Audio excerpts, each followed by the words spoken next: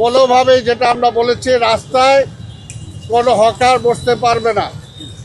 ফুটপাতে যেখানে আমরা অ্যালাউ না করব হকার সেখানে বসতে পারবে না, এবং কোনো দোকানপাট যারা আছে তারা অবৈধভাবে ফুটপাতকে ব্যবহার করতে পারবে না। আপনারা জানেন ঢাকা মহানগর দক্ষিণ আসলে এমন একটা এলাকা যেখানে ভাসমান লোকজন সবচেয়ে বেশি, এবং হকার সমস্যা এখানে প্রকট, এবং এখানে রিক্সার সমস্যা প্রকট। আমরা একে একে চেষ্টা করছি প্রতিটি সমস্যার ধারাবাহিকভাবে সমাধান করার জন্য। রূপায়ণ lake castle, welcome to the land of piece.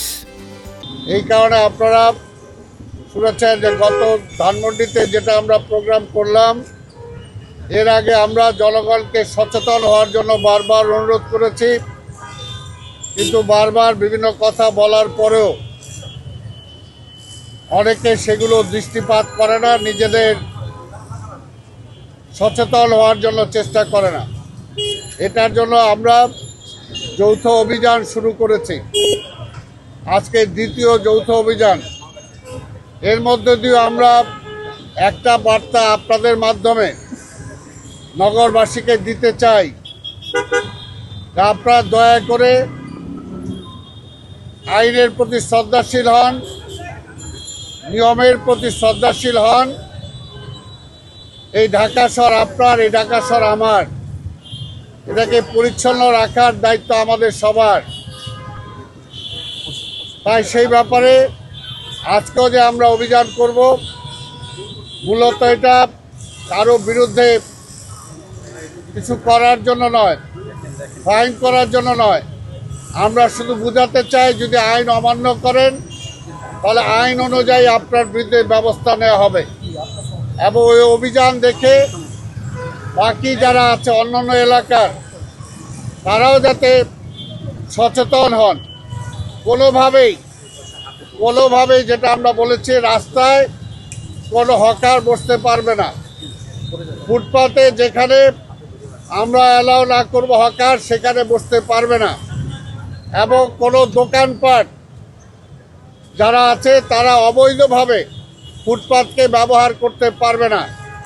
এই সমস্ত বিষয় এখন আমরা কঠোরভাবে দেখার জন্য চেষ্টা করব, এবং আপনাদের মাধ্যমে আমরা জনগণের সহযোগিতা চাই, সবার সহযোগিতা চাই, যাতে আমরা কার্যকর করতে পারি।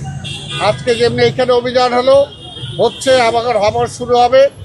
আগামী কয়েকদিনের মধ্যে আবার হঠাৎ করে আরেকটি ঝটিকা প্রোগ্রাম আমরা যে কোনো জায়গায় করব। কারো ট্রেড লাইসেন্স আছে কিনা, কারো ব্যবসা বাণিজ্য করতে যে অসুবিধা হচ্ছে কিনা, আমরা সব কিছু, কোথাও বর্জ্য ঠিকমতো পরিষ্কার হচ্ছে কিনা, কোথাও বিদ্যুতের অপব্যবহার হচ্ছে কিনা, অর্থাৎ আমরা জয়েন্টলি সব কিছু আমরা এখানে দেখার জন্য চেষ্টা করব। যেহেতু আমরা হকার সমস্যার একটা সমাধানের পদক্ষেপ নিয়েছি, তাদেরকে এখন পর্যন্ত আমরা সেই তালিকা অনুযায়ী তাদের সিটটা দিতে পারি নাই। এটা শুরু হয়েছে, আপনারা জানেন, আপনাদেরকে আমি ব্রিফ করেছিলাম এর আগে। 2 সপ্তাহ লাগবে আমার হকারদের সেটিংটা ঠিক করতে, তারপরে আমরা সেখানেও ব্যবস্থা নেব।